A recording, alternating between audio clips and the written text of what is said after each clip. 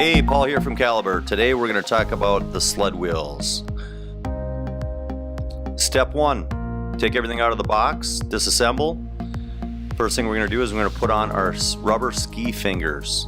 So grab a rubber ski finger, make sure you know which one you've got. If you've got dual carbides, you want to use the opposing ski fingers in the box. Right now we're going to show you the standard center carbide. So push in, knowing that you might have to use a rubber mallet to kind of finish pushing it all the way down, or a little Dawn dish soap. Follow up with our thread forming screw. Tighten that down nice and snug. When you're finished with this, put both of them on, set them to the side, so we can move on to the second step.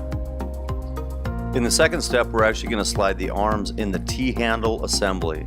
Now make special note of the notch on the arm and how it lines up with the T-handle assembly. Notch to notch equals 0 degrees. Changed in a different position is 15 degrees. So make sure both your arms match and align as shown. After you've inserted them, take your nut, put it in the selection spot, put the bolt in with the washer, and finger tight. Don't over tighten these, as we are going to go back and actually make adjustments on this later.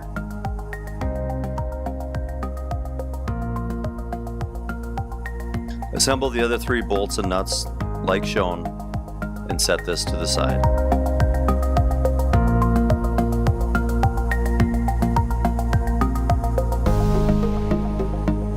I'm going to insert the saddle hook assembly into the telescopic handle. Take the square nut, slide it in the groove, use your tool to align it right to the hole so you can see the inside, and then use your tool to kind of line it up a little bit better. Put the longest bolt in with the washer, get the thread started, and tighten it just lightly because we're going to make adjustments on these a little bit later as well. Okay, in step 4, we're actually going to join the 2 extrusions together by sliding the square nut into the groove. Again, slide it back and forth. Bring the extrusions together and look for the hole to line up with the nut. So just slide underneath. Put the shortest bolt in with the washer. And just tighten it a little bit because we're going to be adjusting this a little bit later as well.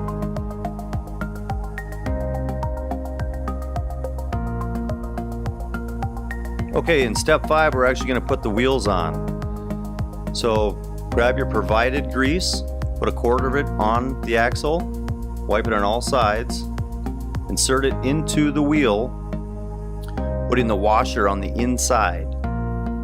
Insert that into the arm, put the lock nut in the provided hole, and tighten it down just finger tight, get the thread started. And then follow up with the Torx T55 to a 20 foot-pound torque setting.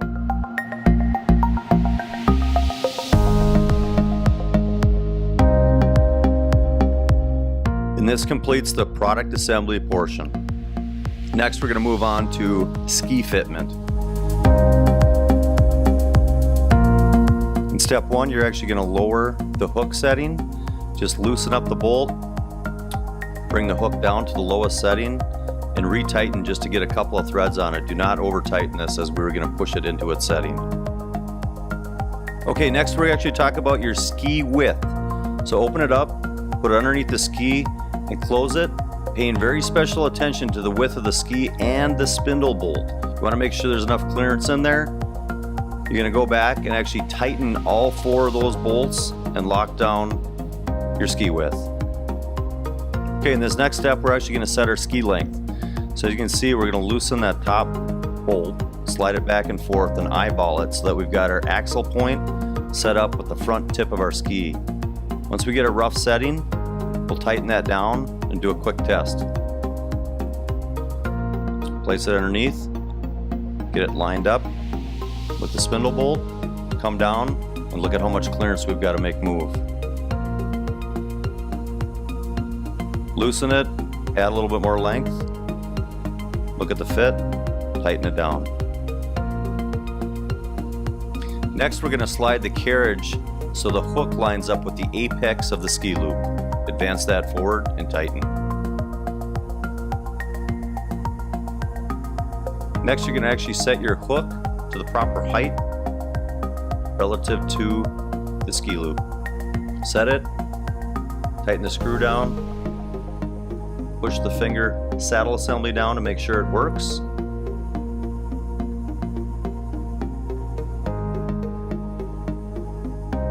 Now that we have some established measurements, duplicate your efforts in the other assembly.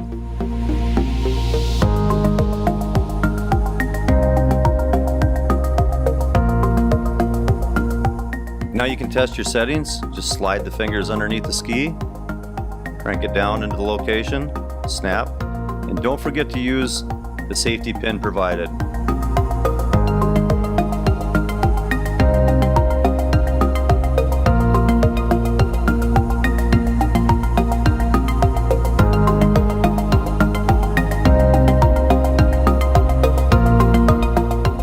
Caliber Sled Wheels' modular design fits most sled and ski combos.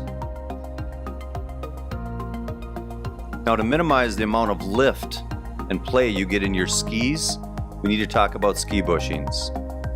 As you see here, here's a pair of C&A Pro skis where the bushings are a little bit wore out. As you can see, we have some compression set in the rubber bushings.